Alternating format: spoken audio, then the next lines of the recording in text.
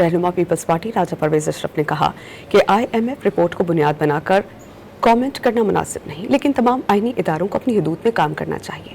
लाहौर में मीडिया से बातचीत में राजा परवेज अशरफ ने कहा कि सदर मुमलिकत जब भी ओहदे से उतरेंगे इस्तिस्ना खत्म हो जाएगा और ये इस्तिस्ना तमाम आने वाले सुदूर को मिलेगा।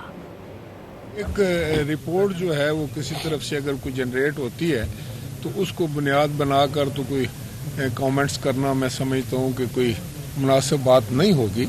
लेकिन बहरहाल अदलिया हो या कोई और इदारा हो, हर इदारे को जो है वो आइन के मुताबिक ही काम करना है। पाकिस्तान पीपल्स पार्टी ही वो जमात है जो इस मुल्क में जमहूरियत लेकर आई। पाकिस्तान पीपल्स पार्टी से पहले तो एक और निज़ाम था, उस वक़्त मुल्क की आबादी 10 करोड़ थी और वोट देने का हक सिर्फ 80,000 लोगों का। सदर साहब को हमेशा से इस्तिस्ना हासिल है।